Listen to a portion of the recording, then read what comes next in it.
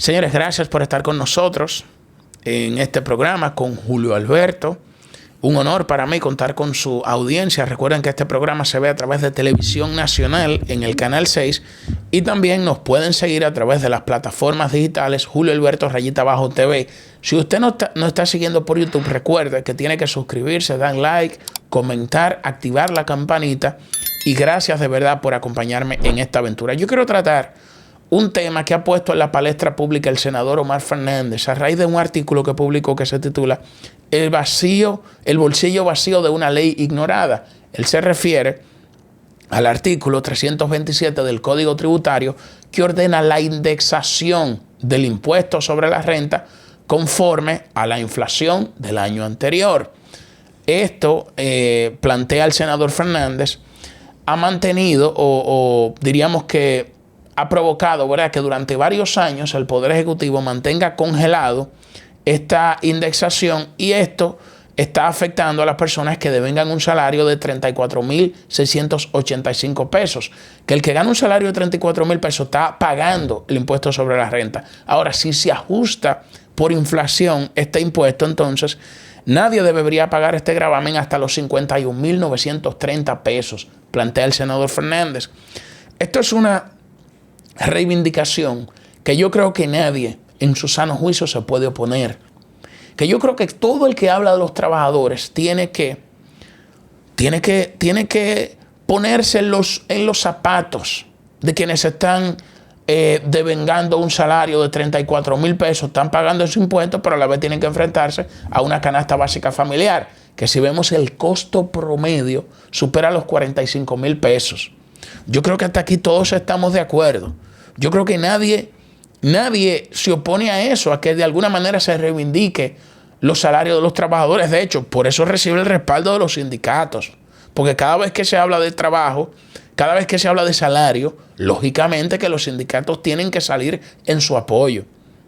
Y yo leía en mi programa ese artículo del senador Fernández y hay algunos aspectos que comparto. Por ejemplo, el tema de la reducción el combate al ITEVIS, que se va de, según los datos que plantea el senador Fernández, 50.000 millones de pesos al año del ITEVIS.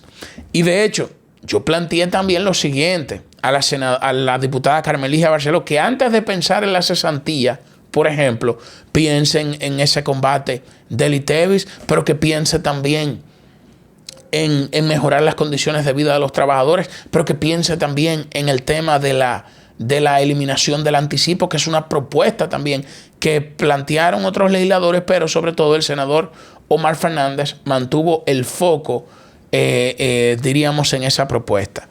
Y eso, según el senador Fernández, esa medida afecta directamente a 300.000 trabajadores formales e indirectamente a 420.000 empleados con salarios superiores a los 50.000 pesos mensuales.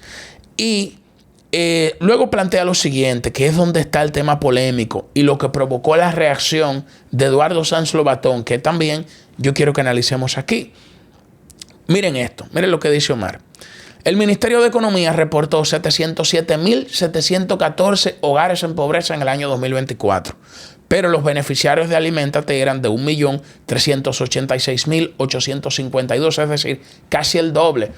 Una cosa, lo que reporta el Ministerio de Economía de los hogares que están en pobreza y otra cosa son los beneficiarios del programa Aliméntate, que según estos datos es casi el doble y esto lo plantea el senador Fernández. Ahora, lo polémico está aquí. Miren esto, dice él, solo corrigiendo esa distorsión el Estado podría ahorrar 13.400 millones de pesos al año. Muchos no quieren que les regalen nada, solo que les quiten lo que se ganan. Es decir, en ese planteamiento, el senador Fernández deja entrever que él está de acuerdo con que se eliminen esa distorsión. Y eliminar esa distorsión, por supuesto, que sería eliminar la mitad de los beneficiarios del programa Aliméntate. Y así fue que lo interpretó el director general de aduanas, Eduardo Sanz Lobatón. Y por eso dice Yayo, le dice al senador Fernández que no hable, que se cuide de abordar ese tema de los programas sociales, que sea más sensible porque los programas sociales han permitido reducir pobreza. Eso es lo que plantea Yayo a través de este video. Miren este video. Buenas noches, amigos y amigas. Creo mucho en el debate democrático. Y hoy quiero hablarles de una propuesta que ha hecho mi buen amigo Omar Fernández, el senador de la capital, donde ha hablado de los subsidios sociales en relación con la indexación del salario y el impuesto sobre la renta. Yo creo que mi buen amigo, el senador de la capital, comete un error. Los que hemos caminado los barrios y campos de este país, que hemos visto la pobreza de nuestra gente, que por cierto, en estos 5 años se ha reducido de casi un 30% a por debajo de un 20%. Pero todavía muchos la sufren y la manera de enfrentarla es con programas más focalizados y más transparentes. Por eso, más de 400,000 dominicanos y dominicanas ya han salido de esos subsidios que Omar critica y han pasado a la economía formal. Ese es el camino a seguir, no el camino que debemos criticar. ¿Cómo podemos pretender eliminar una de las herramientas esenciales para que nuestra gente tenga movilidad social? Sigamos hablando de los salarios, sigamos hablando del debate fiscal. Eso es importante y por eso yo felicito al senador de la capital. Pero con los subsidios no, Omar, con los subsidios no, porque eso es lo que ayuda a nuestra gente a superarse. No lo digo yo, lo dicen los organismos internacionales que hace menos de 2 semanas estaban aquí felicitándonos.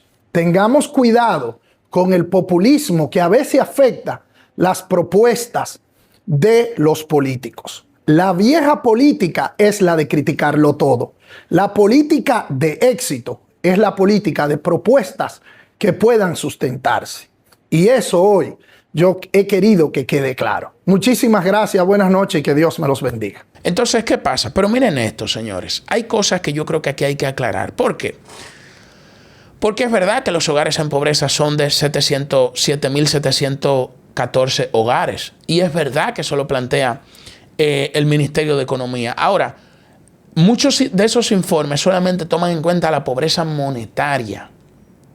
Y al tomar en cuenta la pobreza monetaria, que era un criterio que tenían los organismos internacionales, ellos establecen, por ejemplo, distintas categorías de la pobreza extrema, la pobreza y la pobreza moderada, ¿verdad? Y la clase media. Y la pobreza extrema, por ejemplo, si lo tomamos en cuenta en función del ingreso, serían personas que devengan menos de $2 diarios. La pobreza moderada devengan entre $2 y $4 diarios. Y ya cuando usted devenga, por ejemplo, por encima de los $6 en los países de ingreso medio alto, entonces ya usted pasa a ser clase media. Si usted devenga por debajo de los $6 en los países de ingreso medio alto, entonces usted está en pobreza moderada. Igual, si usted lo ve, por ejemplo, en los países de ingreso medio alto, señores, menos de $4 al día, usted está en pobreza, usted está por debajo de la línea de pobreza, en pobreza moderada. Pero vamos a hacer un cálculo, porque a veces uno lo plantea así, miren, calcúlenlo, lo voy a calcular a $7. Póngalo a $7 al 64. O sea, usted gana menos de 500 pesos. Menos de 500 pesos. Entonces, si usted gana por encima de esos 448 pesos, que es si nosotros lo calculamos a 6,85, si nosotros calculamos $7 por 64, son 448 pesos. O sea, eso está por encima de lo que establece de la categoría de pobreza en los países de ingreso alto que establecen los organismos internacionales. O sea, usted me va a decir a mí que con menos de 500 pesos, entonces ya usted salió de la línea de pobreza. Que si usted gana menos de ahí, entonces usted está en pobreza moderada, pero si usted gana por encima de ahí, entonces ya usted está en clase media. Pero calcule eso al año. Calcule eso, al mes. Cuando usted lo calcula al mes, esos son, señores, 13.440 pesos. O sea, eso es una realidad, diríamos que es un enfoque limitado, que ese enfoque tiene que ampliarse, porque es cierto que cuando se ve los hogares en pobreza en función de la pobreza monetaria, es correcta, es preciso ese dato del que 707.414 hogares están en pobreza. Sin embargo, el enfoque de la pobreza ha cambiado y la pobreza tiene que verse desde un enfoque multidimensional, es decir, no solo tomar en cuenta los ingresos, sino también tomar en cuenta el acceso a educación, el acceso a salud, pero no el acceso mínimo. No el acceso, por ejemplo, que está en la canasta básica general, que es el mínimo. No.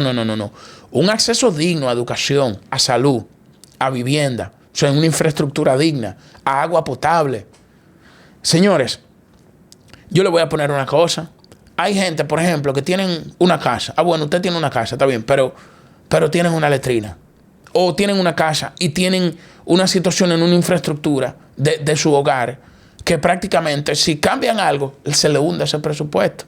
Entonces, por eso es, o personas, le voy a poner otro caso, un caso más gráfico.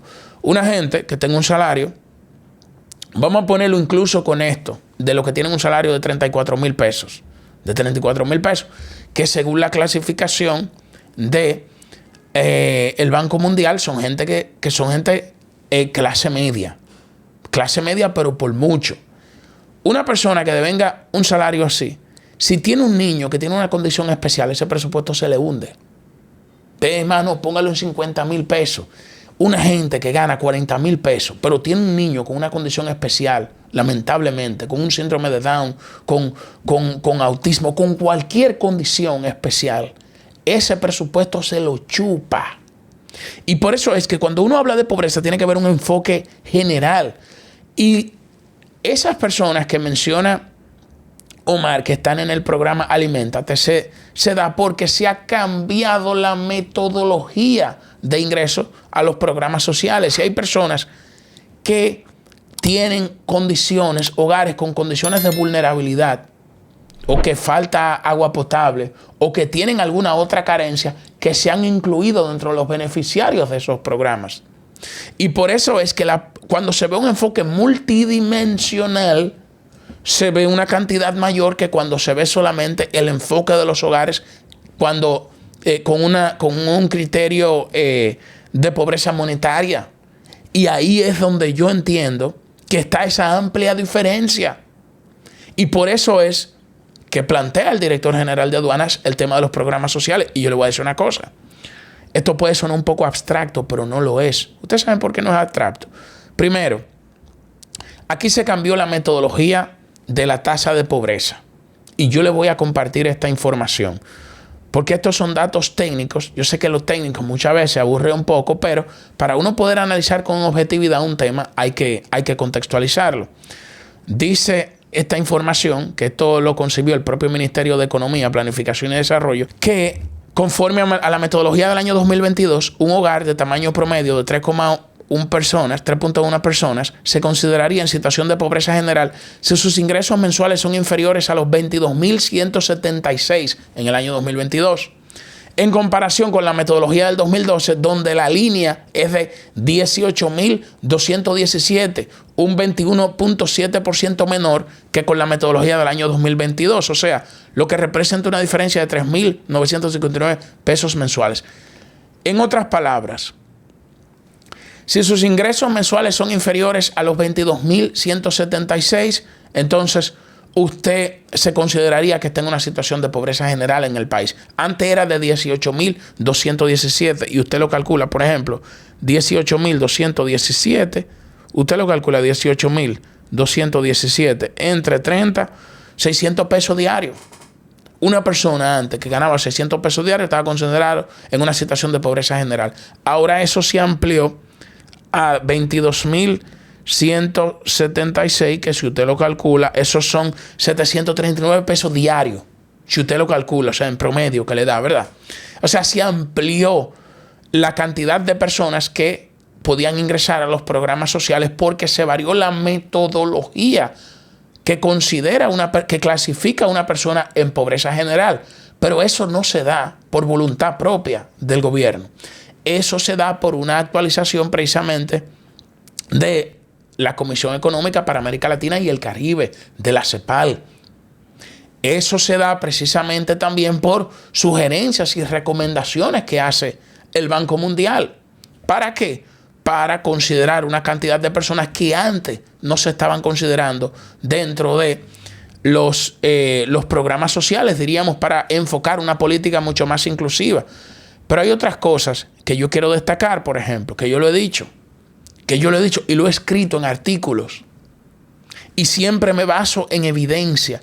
Según, escuchen esto, la Comisión Económica para América Latina y el Caribe, la CEPAL dijo lo siguiente: en la República Dominicana, miren esto, la República Dominicana ha logrado reducción de la pobreza, bajando de un 50% en el año 2004 a un 18% en el año 2023, lo que representa una disminución de 32 puntos porcentuales en 2 décadas. O sea, la CEPAL reconoce que en las últimas 2 décadas la República Dominicana ha logrado reducir la pobreza. Señores, esos no son datos que se inventan aquí, o no son datos de una institución de aquí, que no es que yo desacredito lo que plantean las instituciones dominicanas para nada, pero busco a la Comisión Económica para América Latina y el Caribe porque ellos tienen técnicos especializados en esta área y vienen con rigurosidad científica a recabar información. Y eso lo planteó Albert Mesa, que es director de la División de Desarrollo Social de la Comisión Económica para América Latina y el Caribe, la CEPAL, durante un seminario que estuvo en la República Dominicana. Y miren lo que dijo. Estamos hablando de millones de personas que han salido de la pobreza. Es un logro realmente destacable en 2 décadas en la región. Hay que decirlo con letras mayúsculas. Señores, esos son datos de la CEPAL. Y en esa actividad estuvo la vicepresidenta de la República, que, bueno, destacó algunas cosas sobre la economía. Y también estuvo Gloria Reyes. Que dijo lo siguiente. Gloria Reyes: hace unos años la prioridad nacional era responder a una crisis sanitaria y social sin precedentes. Hoy esa emergencia nos da una lección clara. Solo los países que cuentan con sistemas de protección social sólidos y articulados y resilientes pueden sostener el bienestar y la estabilidad en tiempos de incertidumbre. Señores, eso lo planteó Gloria Reyes, y cité a Gloria Reyes porque Gloria Reyes es la directora general del programa Supérate. Entonces, lo plantea Gloria Reyes, la importancia de la protección social. ¿Ustedes saben por qué? Porque la CEPAL reconoció los programas sociales de la República Dominicana, que son los que han permitido paliar la pobreza. Por eso mis observaciones, por ejemplo, con el economista Andy Dawager, cuando plantea que aquí hay que eliminar el gasto, hay que disminuir el gasto corriente. Bueno, porque hay mucha gente que está en los programas sociales, que recibe una ayuda condicionada de parte del Estado Dominicano. Pero ustedes saben también qué planteó la CEPAL. La CEPAL planteó, y eso lo planteó Gloria Reyes, y fueron datos que también avalaron los organismos internacionales, que 380,000 personas han salido del programa Supérate, luego de verificarse que sus ingresos superaron el umbral de la pobreza. O sea, lo que le quiero decir es lo siguiente: que se le otorgó un subsidio, por ejemplo, miren, se le otorgó un subsidio, por ejemplo, eso lo planteó Gloria porque la CEPAL había destacado a los programas sociales como el factor fundamental que logró la reducción de la pobreza en la República Dominicana. Señor, y eso hay que reconocerlo. Y por eso yo he criticado a quienes plantean que los programas sociales hay que eliminarlos. Porque un programa social, diríamos que no es a lo loco que se le otorga a la gente, que se incluye a la gente dentro de un subsidio del Estado, sino que eso se hace tomando en cuenta una serie de criterios que se han ampliado precisamente por la condición de vulnerabilidad que viven muchos hogares de la República Dominicana. Pero yo le voy a poner otro caso. La propia Gloria Reyes había planteado, y lo mismo, son datos que avalan los organismos internacionales, de que 380,000 personas salieron del programa Supérate. ¿Por qué? Porque se le dio una transferencia condicionada. O sea, se le ingresa dentro de un subsidio del Estado, de un programa subsidiado del Estado, pero con un criterio de salida. No es con un criterio de permanencia eterna, sino, que las personas que ya luego de verificarse que sus ingresos superan el umbral de la pobreza, que logran superarse, que logran acceder a un empleo formal, a un empleo en el mercado formal de la economía, entonces esas personas lo sacan del programa Supérate, de los programas sociales. Y por eso es que aquí casi 400,000 personas han logrado salir de los programas sociales. Y a eso es que hace referencia Eduardo Sanz Lobatón. Y tiene razón cuando hace esa referencia, porque esos son datos que avalan los organismos internacionales. Y yo entiendo que cuando se busca este mecanismo de la indexación salarial, que es justo, porque hay que reconocer que es de justicia, pero hasta el momento, para mí, una de las opiniones más sensatas ha sido la del ministro de Economía y Hacienda. ¿Por qué? ¿Qué ha planteado Magín? Señores, espérense. Señores, denme un segundo. Señores, vamos a buscar un mecanismo donde nosotros podamos reivindicar a los trabajadores, pero sin sacrificar la estabilidad macroeconómica, que es el objetivo fundamental de la política económica de un gobierno. O sea, no es oponerse, porque es que es imposible que una gente se oponga a la reivindicación salarial de los trabajadores. Es imposible, nadie puede oponerse. ¿Cómo yo puedo venir a un micrófono a decir que yo estoy en contra de eso? No, jamás. De hecho, yo leí el artículo del senador Fernández. Ahora, yo sí me opongo a que se afecten los programas sociales. Y sí creo que esa propuesta tiene que ir a la mesa de diálogo en el Ministerio de Hacienda y Economía, en dos aspectos, en dos instituciones. Primero, en el Congreso Nacional, creo que el ministro de Hacienda y Economía tiene que ser interpelado al Congreso Nacional. Interpelado, o sea, que vaya a conversar sobre eso, sobre esa, que lo inviten para analizar esa propuesta. O la Comisión de Hacienda. Digo interpelación porque la interpelación es el mecanismo parlamentario que se tiene para llamar a un funcionario a que vaya a hablar sobre un tema específico. No es con ánimos, diríamos, coercitivos, con ánimos, coercitivos, sino con ánimos explicativos de que vaya a aclarar esa situación para que nuestro país pueda buscar, identificar una vía de financiamiento para poder sustentar esa propuesta.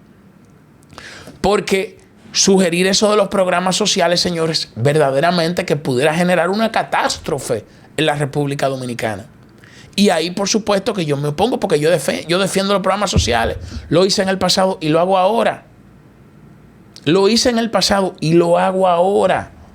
Y planteo lo que de la reducción de la pobreza, que lo reconocen los organismos internacionales. Y eso es una realidad, señores, que está ahí, que no se puede ocultar. Ahora, lo que nosotros tenemos que buscar es cómo podemos buscar un mecanismo para ¿qué? Para cumplir eso, con ese código tributario, de esa reivindicación de los trabajadores. Ahora, yo le voy a decir otra cosa también. Aquí hay una situación que se ha dado en el Congreso históricamente, que de hecho el propio Andy Dawager lo ha planteado, que muchos legisladores aprueban leyes sin identificar los fondos de dónde van a buscar esos recursos. Y eso ha provocado precisamente una inflación legislativa. Es un concepto que economistas plantean. Y que si se suma todo lo que dice en la ley que hay que darle, hay que buscar, qué sé yo, cuánto presupuesto para poder cumplir con lo que establece la ley de los recursos que hay que destinar a distintas áreas. Porque no se hace un análisis riguroso a la hora de la aprobación de una ley. Se hace inspirada en valores morales, en valores de justicia social. Sin embargo, no se toma en cuenta la realidad económica de un país. Y por eso yo entiendo que la sensatez impone que esto se debata y que se busque un mecanismo, pero sin sacrificar a los programas sociales y, por supuesto, sin sacrificar la estabilidad macroeconómica del Estado. Y recordar ya, finalmente, que nuestro país se planteó una reforma fiscal, pero que esa reforma fiscal estaba contenida en la Estrategia Nacional de Desarrollo. Y aunque sí hay aspectos que tenían que revisarse del contenido para evitar que afecte directamente a la clase media y poner a los ricos a pagar más, aquí todo el mundo se avalanchó como una cacata, se puso como una cacata y nadie quiso debatir. Nadie, todo el mundo se opuso de una vez. Entonces, nosotros tenemos que identificar de dónde vamos a buscar recursos, porque la democracia, el estado del bienestar, del cual yo soy un defensor, y lo he vivido en el corazón, he vivido en dos países que su fundamento es el estado del bienestar, tanto en España como en Alemania. Y sé lo que es ir con un seguro de salud que te resuelva la vida, porque lo he visto entre personas muy cercanas que viven en condiciones de dignidad porque el Estado le garantiza un colchón social, y por eso yo lo defiendo. Ahora, eso hay que financiarlo, porque igual en esos países se pagan muchos impuestos precisamente para financiar eso. Entonces, ese es el debate en el que tenemos que enfocarnos en la República Dominicana. Señores, muchas gracias.